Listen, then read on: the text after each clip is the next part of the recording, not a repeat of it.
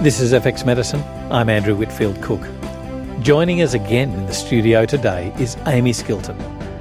Amie's a naturopath, nutritionist and herbalist of 15 years who specialises in several areas of clinical practice, including weight management, gut restoration and food sensitivities, women's hormonal imbalances, and what she's famous for, skin disorders.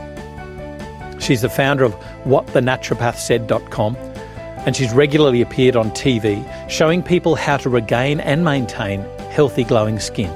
And she's also recently released her new book, Clear Skin Secrets. Welcome back to FX Medicine. Amie, how are you? I am fantastic. Thank you so much for having me. I should say welcome back to Australia, not just FX Medicine. You've just recently travelled back from the US, haven't you? I have. I've had a couple of trips there this year, actually, to some really exciting workshops and conferences, and certainly looking forward to sharing what happened over there a little bit further down the track. Beautiful. We'll do that. But today we're talking about how sugar disables immunity. Now, sugar, the scourge of our society, but it tastes so good. Is all sugar bad, though? Isn't there some level that's okay? So I guess you really have to determine what you are categorising sugar as. So when I talk about sugar, I'm talking about sugar in its refined form. So that does unfortunately include things like honey and maple syrup and That's coconut. not refined. Well, unfortunately, if it's not refined, it's simple. Yeah. So even though it may not have been, mechanically refined, it's in its very simple form. What I'm not referring to when I talk about sugar disabling the immune system is sugar naturally found in whole foods. So consuming fruit is not being demonized here today, and you can sort of park that off to the side. But anywhere you have added white sugar, so things hidden in bread or barbecue sauce, or even adding things like honey and maple syrup to your drinks, is going to be a problem if your immune system is trying to fight anything off. So what level? Obviously, this has got to do with level because, like, one of the things I'm really aware of and was quite surprised about was the Hadza tribe. And, the first of the last, and they're the true hunter-gatherers. They move with the herds. They don't live in one place.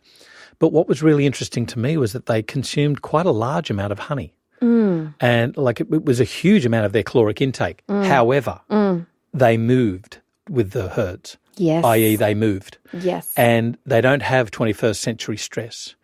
And they don't just sit on their bum and stew. So there's this whole lifestyle thing that goes with that that we never think about. We just think, that's what they eat, so therefore it's good or bad. We never really think about how it's intrinsic to their lifestyle. Well, this is the thing. When you are physically active or physically moving, your body doesn't require insulin to uptake carbohydrate. And the insulin transport system is one of several ways that sugar actually blocks vitamin C uptake into the cell because it's competing with insulin for entry into the cell. Right. Competing with vitamin C via the insulin transport system into the cell. But in answer to your question about how much, I think it's difficult to put an exact figure on it, although I am going to share an exact figure from the studies with you. But before I do, the reason I'm putting it that way is you have to take into account, of course, stress levels, white blood cell count, overall immunity, vitamin C repletion, nutrient repletion. What bugs are going around, what season, population density. All of that. And so there are several factors that will impact your immunity, which could mean people may experience a disabled immune system at less than the levels that we're about to talk about. However, if someone's really well nourished and really active, they may be able to get away with consuming the levels I'm about to share with you, maybe even more, with much less impact than on your average human being. But to be specific, one particular study was looking at carbohydrates, including glucose, as well as fructose, sucrose, honey, and orange juice. And the portions that were delivered of these substances was 100 grams. Right, okay. So 100 grams of honey is quite a bit. I don't see someone commonly consuming that amount. However, if they are drinking things like soft drink or fruit juice, you would easily get 100 grams. And what they found was the greatest effects were in the first 1 to 2 hours. In fact, suppression of immune activity was measured as quickly as 30 minutes after ingestion, which was quite interesting. Out of those carbohydrates that were sampled, fructose was the worst. Probably no surprises there. It was able to reduce phagocytosis, which we'll talk about more in a minute, by 45%, where all the other sugars suppressed activity by more than 40% still. So they were all pretty bad. The effects of those oral 100-gram doses of those various types of carbohydrates actually lasted for at least 5 hours. And it took another 5 or 6 hours for vitamin C levels to return to their original intracellular concentration. Now, if you think about how many people who perhaps consume a standard Western diet might sit down for a meal and have a glass of fruit juice or even a soft drink at each meal, you can end up suppressing your immune system all day long and all evening long. So this is, I'm just going to guess here that this is most pertinent for those people that are consuming these fruit juices day in, day out, all day long, massive amounts. Yes, and soft drinks. Soft drinks, of course. But with regards to what we would term natural, you know, the orange juice, laden with sugar, no slowing down of response, straight in, and it's fructose. And it's got added, you know, sugar if it's reconstituted. Often. Yeah, often. And then it's usually, you know, if it's a morning tea or afternoon tea, it's often accompanied by a muffin, which would be delivering around 50 grams of sugar on top of the beverage that you're having. Interestingly, though, starch ingestion did not have the same effect on immunity. So slow release, low GI to moderate GI carbohydrates should not be counted in this either. It really is that refined sugar. Does that mean, therefore, that people can cheat? They can slow down the sugar response and modify their impact on immunity by cheating and maybe having a little bit of fat with their muffin? Yeah, just thinking out loud, certainly anything you can do to lower the glycemic load and slow down the release would certainly reduce the impact or the demand on insulin for transporting vitamin C and sugar into the bloodstream. Yeah. And so, like I would tell my clients, I mean, I'm not going to sit here and say it's okay to have sugar if you have it with fat. But what I do tell my clients is if they want to have a vegetable juice, and often that might take, say, half an apple, a little bit of fruit to take the bitterness off, always consume it with a meal and have that meal be rich in protein, rich in fat, and high in fibre, and to really cut down or remove any starch or complex carbohydrates to accommodate that macronutrient, but also having the fat and the protein slow down the carbohydrate uptake from the gut. So certainly if someone is trying to boost their phytonutrient intake and they are juicing fresh vegetables with a little bit of fruit, it is definitely going to be less impactful on the immune system if it's drunk alongside a meal with protein and fat and fibre than if it was consumed on an empty stomach. You mentioned phytonutrients, polyphenols, all of the other flavonoids and things, which are obviously the saviour that we commonly miss out on. Is it these polyphenols and phytonutrients that are the real missing magic from these purified, refined foods? Well, certainly the more refined a food, the more we're getting away from its natural state and all of its constituents that we know to be so beneficial. And in the case of juicing fruits and vegetables, whilst it's a great way to increase the nutrient amount that you're ingesting, you are removing one of those mechanisms by which the carbohydrate release is slowed down. And so I'm not a fan of that, although there is a place for occasional vegetable juices, but I would be really staying away from the fruit juices. Just in addition to that, there are a lot of people out there who would also consume, under the belief that it's a healthy breakfast, cereal with low-fat milk. And this is another way in which people can consume far too much sugar in one sitting, especially if they're using low-fat milk, which tends to be sometimes even double the sugar content of full-fat milk. Really? It can be the really skim stuff. And if they're having it with a refined cereal or even a muesli that's been baked in honey, or with added sugar in addition to that, plus dried fruit, you can very quickly see how someone on an average diet can be really wreaking havoc with their immune system every single day. What sort of levels of sugars, added sugars or refined sugars are people consuming in the Western, let's say the standard Australian diet, SAD? What sort of levels are we going up to? Look, I see people consuming well in excess the carbohydrate that they should be having in relationship to what they do every day for a job. You know, you and I sit at a desk, and so our carbohydrate requirement is far less than that of somebody who has a physical labouring job, for example, or who, you know, perhaps outside of office hours is an athlete or someone who's extremely physically active. So when I say this, I'm saying it, of course, in the context of individual requirement, but for someone like myself, there really is no need for me to be having any more than 80 grams of carbohydrate a day.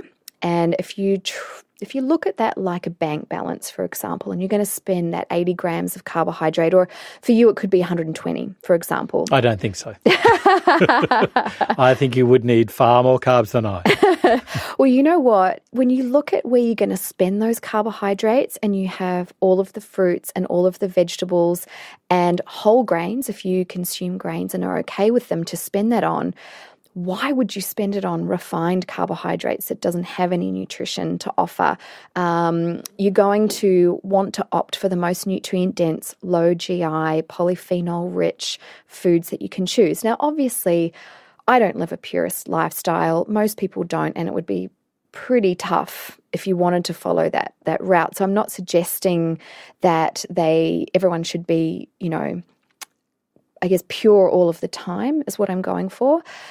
However, it's what we do on a daily basis and 80-90% of the time that really directs our health outcomes down the track. And so you want to be thinking very carefully about where you allocate your carbohydrate allowance in a day.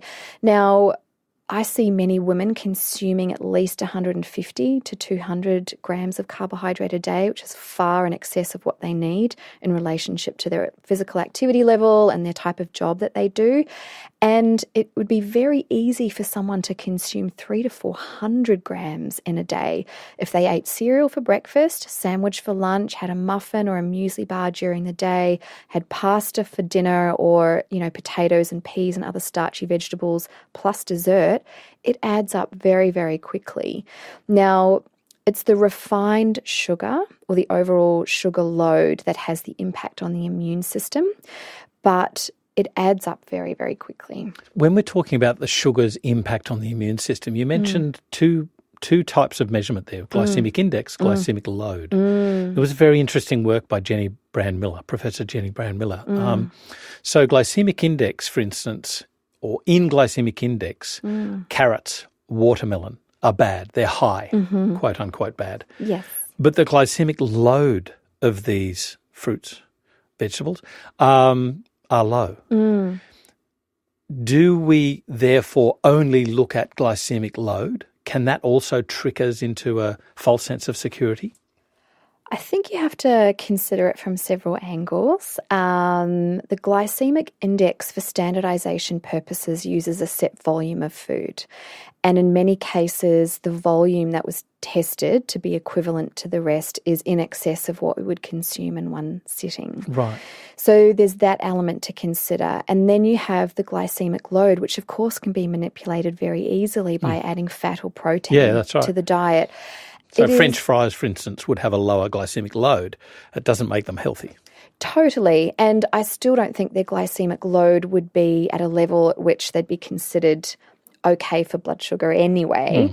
However, there's a difference, of course, between sitting down and eating a bowl of mashed potatoes to, sitting down, eating the same serving alongside, say, a steak and a large leafy green salad with lots of olive oil and, other and perhaps condiments. some laughter. And of course, well, there are a lot of things outside the actual substances that we eat that impact the way in which our body responds. And of course, stress, social networks, all of those things come into the play as well.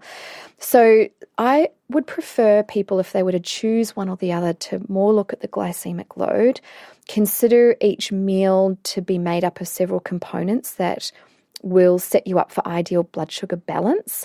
And that would be the best way to approach it. And then, this way, if you are someone who's fond of desserts and you want to have dessert once a week, all you would do simply is look at your meal plate and remove the starchy carbohydrate portion, maybe bump up the fats a little bit, and that way, after you've had your protein and fibrous vegetable intake, you can have a small amount of a dessert, maybe homemade ice cream or frozen yogurt or whatever it might be. You might have made icy poles with coconut water and lime juice, and you're going to lower dramatically the impact that's going to have on your blood sugar and therefore your insulin levels, which will then flow on to the immune system as well.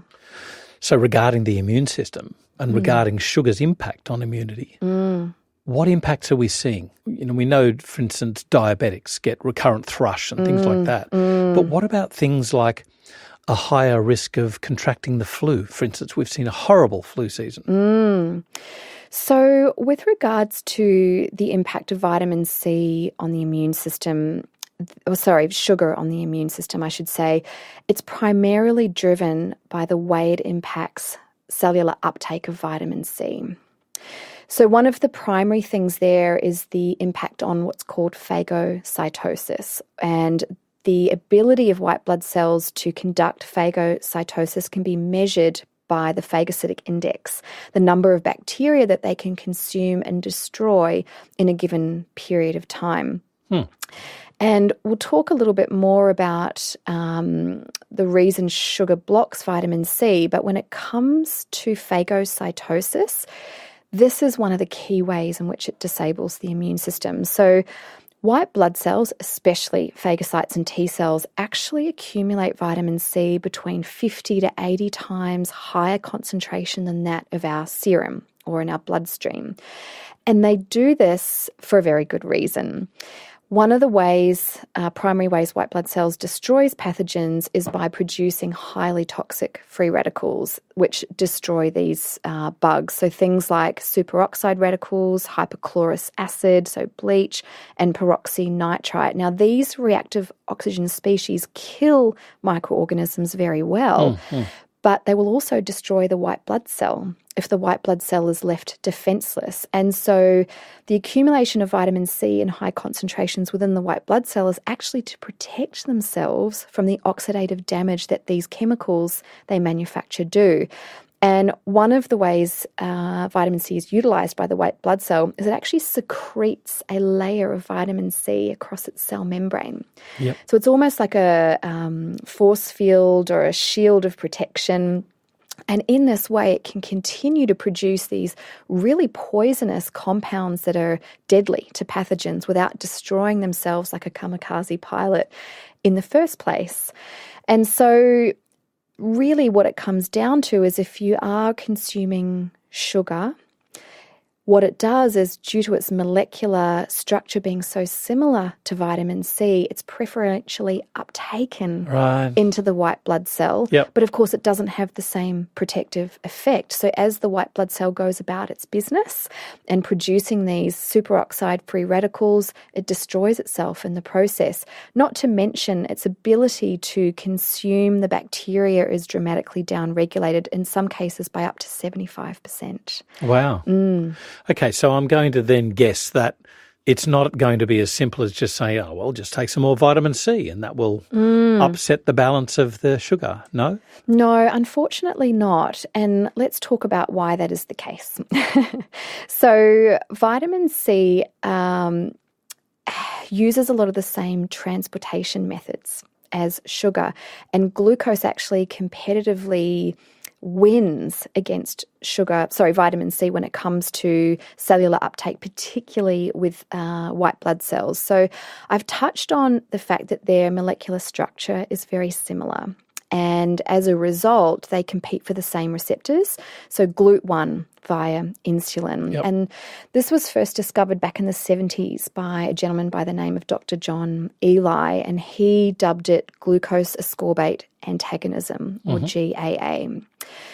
So insulin, of course, moves both sugar and vitamin C into the cells.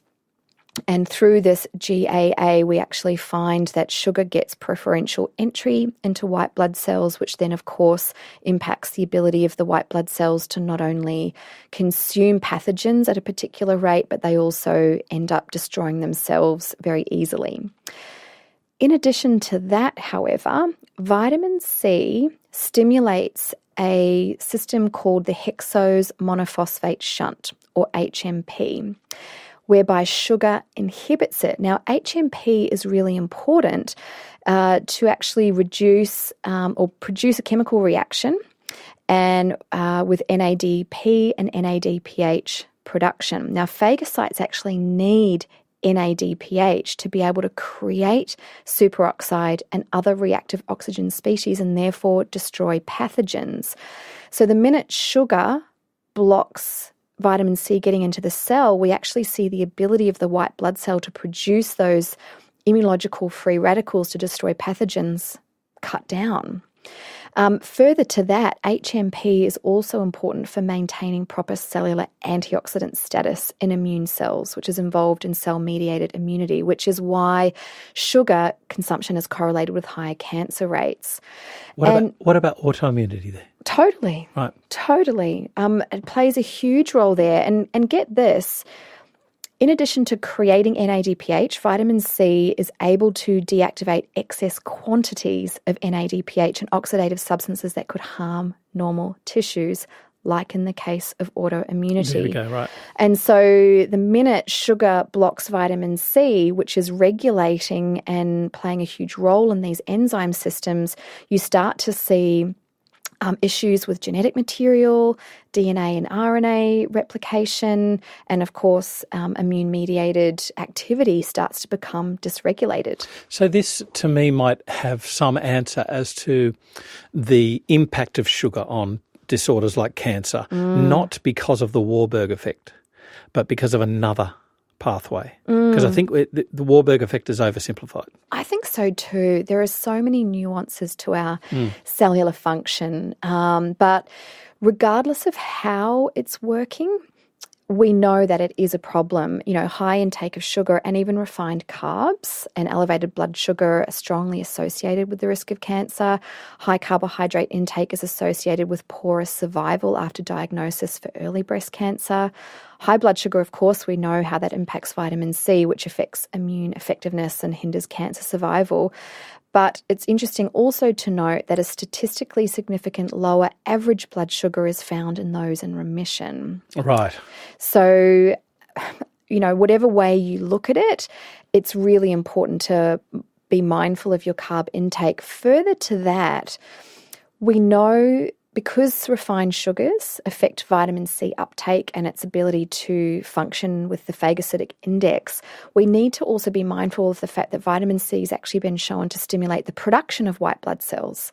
So if it's being interfered with, we're actually not going to be able to produce sufficient numbers of soldiers in the case of an immunological provocation. Vitamin C also stimulates the function of white blood cells.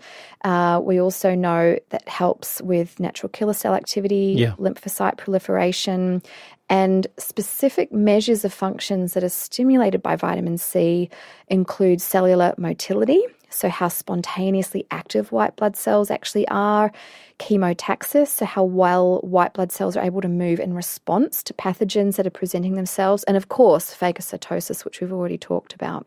Okay, so phagocytic index, though, I've never heard of this. Okay. How do we measure it? It is serum, and it's a count that's done under a microscope, and you can see phagocytic cells ingesting and digesting pathogenic bacteria. And the phagocytic index is the measure of basically how many bacteria in the space of an hour that a white blood cell can clear out. And so they've done studies that have shown normal phagocytic index, and the study that we were talking about before, after an oral dose of 100 grams of a refined carbohydrate, seeing that phagocytic index drop dramatically. Wow. How is this done? Like, this is a normal path test, or is this an integrative path test? How's it done? I've never heard of this. It's not a test that's available either diagnostically or around functional pathology at all. It's more of an academia, like a research study that has been done. It would be interesting to, I guess, do a blood spot and check in with your phagocytic index, but I think that can vary so much throughout the day because our blood sugar fluctuates so much throughout the day, irrespective sometimes even of what we're eating, depending on our stress levels and our physical activity. So I'm not sure that even if it was available, it would be particularly practical to do. But what's useful about this study is that it shows the impact of refined carbohydrate on immunity, and it's undeniable, it's significant, and really points to one of a plethora of problems of our current standard Australian diet. So let's say somebody has pre-diabetes. They've already got this metabolic syndrome going on. It's obviously driven by excess carbs, glycation issues, all of that sort of arena of pathology. What do we do? Is it just as simple as saying, okay, you're off the sugar? I'm getting the feeling that we've got a lot more support to give these people rather than just taking away the baddie. Totally. Look, sugar is a real problem for the whole population. It is very addictive. And of course, once we start to see changes in the gut microflora, we are compelled to consume refined carbohydrates driven by something external to even us. If you consider the gut lumen to be, technically it's external. Further to that, there are, of course, mental and emotional reasons why people are pulled for carbohydrate consumption. And, most people know what to do, but they don't do what they know. And the support may be less about instructing them what to do, but figuring out what it is that's driving their behaviour.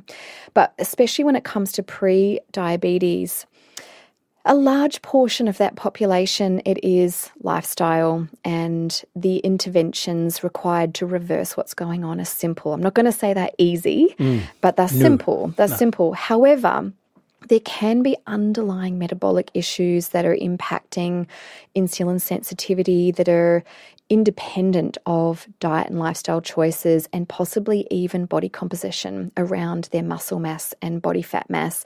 And so, as is always the case with our patients, you've got to really dig deep if they aren't responding to standard treatment to figure out what else might be driving that pre-diabetes state that they're in, or metabolic syndrome or syndrome X, whatever you want to call it. And in actual fact, it's quite interesting to note that levels of what is considered to be healthy blood sugar in some circles are being lowered even further than what is currently textbook acceptable.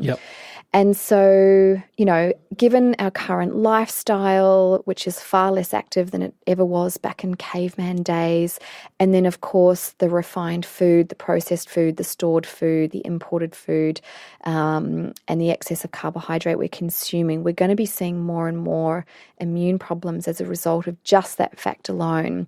And so it really is going to take a multifactorial approach to get people back in the right direction. I think there has been a resurgence recently of the popularity of ketogenic diets for this reason. And even though there are a number of challenges around following that way of eating, one of the advantages of it is when you're in ketosis, you don't have the same kind of hunger cues. And so if you're well prepared and you've had a great program put together for you by a savvy physician, or practitioner, You shouldn't ever feel hungry. And once you've actually gotten into ketosis, which could be, 48 hours to up to sort of 5 days, you shouldn't be compelled to consume sugar from that point on. And so for some people, it may take going to that extreme to turn the ship around. With regards to the ketogenic diet, I'm told that long term, it's really hard to stick to. It's a lot of fat. I don't agree with it being applied long term unless there's a medical indication for that. What I do with my patients, I really recommend a modified ketogenic diet. So not a super high fat, but reasonable fat, adequate protein, very low carbohydrate. Depending on the end goal, why we're doing it, what's going on with that patient, once we approach the goal, which is typically fat loss for my patients, although not always, what I start to do is incrementally increase their carbohydrate intake by 5 grams a day. And when I say 5 grams a day, what I say is, let's say they were initially on less than 20 or 30 grams of carbohydrate a day. When it comes time to increasing the carbohydrate intake, I'll take them up to 25 or 30 or 35, whatever's 5 grams above where they've been, sit them there for a week, get them to continue to measure their ketone levels. The following week, bump it up by another 5 grams. So start to reintroduce more vegetables, more variety in the fruits as you get a little bit higher up. Find the ceiling at which point they start to come out of ketosis, and either duck them down below if they've got body fat still to continue, or they're someone who's insulin sensitive, blood sugar sensitive, and needs to stay burning fat for fuel rather than carbohydrate, or let them know that that's the ceiling at which point their body will not put on extra weight and will not trigger an insulin response, and they can kind of hover back and forth at that point, knowing that that's a healthy level for them to be at. When you say 80 grams, 60 grams, increasing it by 5 grams, 10 grams, that's a weight, but, that's great in a cup of refined sugar. How do you then translate this to dietary applications? Sure. To basically show patients what they're eating? Do you use a palm method or anything like that, like with regards to how they teach you how much protein to have? You can. You definitely have to do the thinking for them, because even if someone has got kitchen scales at home, they're not going to want to be weighing everything. That's just too hard. It's type A personality. Yeah, absolutely. And we're also talking about net carbohydrate here as well, so taking out the fibre content. So what I would say, for example, a small to medium-sized apple is 20 grams of carbohydrate. An average-sized banana is 30 grams of carbohydrate. So if it's a small lady finger, it'll probably be more like 10 to 15 grams. And so if you're looking at a cup of strawberries or berries, for example, it's really only 5 to 10. And so what I would say, usually when they're on really low carbohydrate, all they're really having is leafy greens with things like mushrooms, onion, sprouts, really low GI, leafy, watery, high fiber veggies.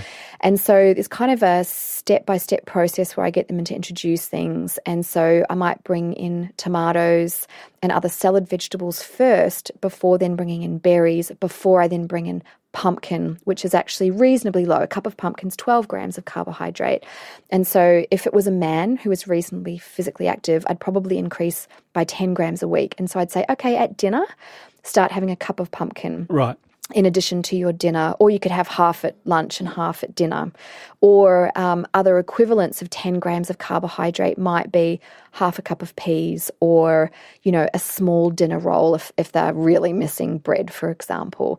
And so you've got to give them what that looks like in real life, rather than giving them the maths tools, unless they really want that. But even those who do want to understand it, the novelty wears off pretty quickly. Is it vegetables really are the saviour of what we need in a healthy diet? A little bit of fruit and some protein and some fat. Yep. Like Michael Pollan said, fish, vegetables, laughter and sex. They're like the 4 pillars of well-being. Yeah, 100%.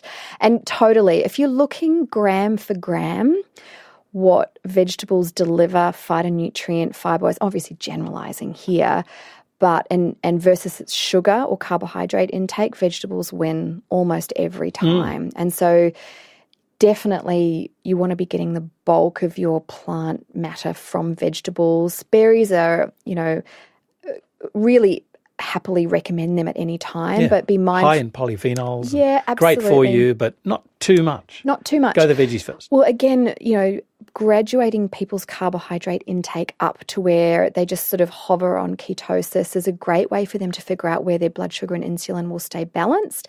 And from there, you're really heading towards more of like a zone diet, like what Dr. Barry Sears talks about, where you're going to stay in that ideal blood sugar and insulin balance. That's the 40-30-30. Yeah, so you're just gradually nudging people back up to that balance, which is, of course, a lot more sustainable. How do you rationalise the zone diet with the evidence-based diet, Mediterranean diet? Well, you've got to look at what constitutes or what constituents in the Mediterranean diet are offering those health benefits. There's no reason that those two things are mutually exclusive. And again, it does come down to bio-individuality. And you can do the zone diet wrong too, by the way. You really can. If you're doing 40-30-30 of protein, carbs and fat, you can easily choose poor quality choices of protein. Trans fat, really refined carbohydrates and not go out of your macros. So a professional to guide someone, of course, is the ideal way to do this. And I think, looking at your genetic lineage, your lifestyle, your own bio-individuality, you can really craft something that's great for you. So genetics. Mm-hmm. Everywhere I look now, it just seems to be that, we obviously know we're imprinted with genes, right? Mm-hmm. We have them. Mm-hmm. But the usefulness of genetic testing rears its head. I know it's not proven, I get it. But it just rears its head as a potential. Mm-hmm. Do you find that there are some people for whom sugar is a real devastating issue with their immunity, whether that be autoimmune or infection related? And do you find that there are some people who have more of a resistance? They can handle more carbs, more sugar, and it doesn't seem to affect their resilience so much? It's such an interesting question because genes, they should never be taken out of context. I think this is the key, isn't it? Yeah, and I'm all for furthering genetic testing and understanding the role they play, but we also have to keep in mind they're only ever responding to our environment, which includes our diet. And so... This is epigenetics. Exactly. And so, yes, in answer to your question, absolutely, there are people who are genetically less able to manage higher carbohydrate levels than others. I'll never say that there's going to be a gene out there that says you can eat sugar, because that just isn't going to be the case. I would be willing to bet my life on it. But we do know that some people are more able to get away with consuming more refined carbs or a greater amount with less of a toll on the body.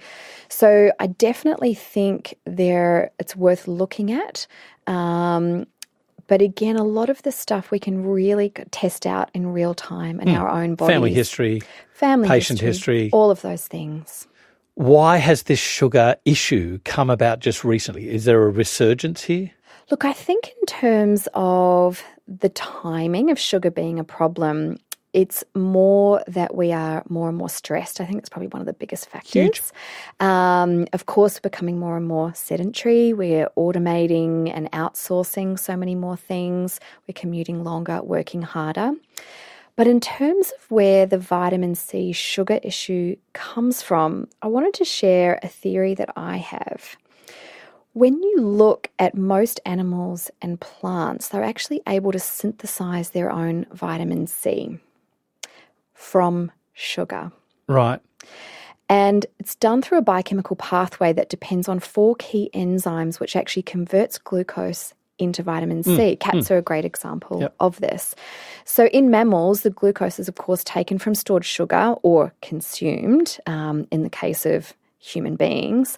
And the liver was actually responsible for converting sugar into vitamin C. And there's a gene called GULO for short, but it stands for L-gulonolactone oxidase. And this is actually the enzyme that catalyzes the reaction to convert sugar into vitamin C. Now, human beings, along with primates and guinea pigs, are the only organisms unable to do this. It actually looks like we used to be able to convert glucose into vitamin C. Well, from an evolutionary perspective, or are you talking Correct. as Homo sapiens? As Homo sapiens. Really? Yes. So scientists have seen what they think possibly due to an abundance of readily available sources of vitamin C, like fruit. Natural selection saw this gene deleted. And other scientists think it may be because it was designed to enhance the fattening effect of fructose for survival during winter, because of course the highest fructose... hoarding, the ob gene. Totally. Those fruits that are highest in sugar are the late summer fruits to fatten us up before winter. But research studies suggest that humans would have produced somewhere between 2,000 to 4,000 milligrams of vitamin C a day under normal conditions and 15,000 milligrams a day when under stress. Wow. Just to put that into context. That's amazing. Okay, so what were these scientists? Sorry, I have to look this up. We're going to have to put this up on FX Medicine. Absolutely. The study was called Ascorbic Acid in the Immune System, published in the Journal of Orthomolecular Medicine in 2005 by Ottoboni. Wow. I'm giving that one a read. Yeah, so there you go. Amie, that's really interesting. From an evolutionary perspective, a recent evolutionary perspective, that's a real issue of redundancy. Yes, and I do wonder whether some of the pull to sugar might be harking back to that primal time where we could convert it into vitamin C, and maybe one of many potential messages of sugar cravings is actually a request from the body for vitamin C. Yeah. It's just an idea, but I'm putting it out there. Yeah, so here'd be the idea, listen to the message and take vitamin C. Yeah. Preferably in happens. vegetables, some fruit, and from other sources as well. Amie, thank you so much for taking us through. That seems to be more of a complex issue than what I think we've touched on today. I think there's going to be a lot more to learn from this. So. But thanks very much. My pleasure. This is FX Medicine. I'm Andrew Whitfield Cook.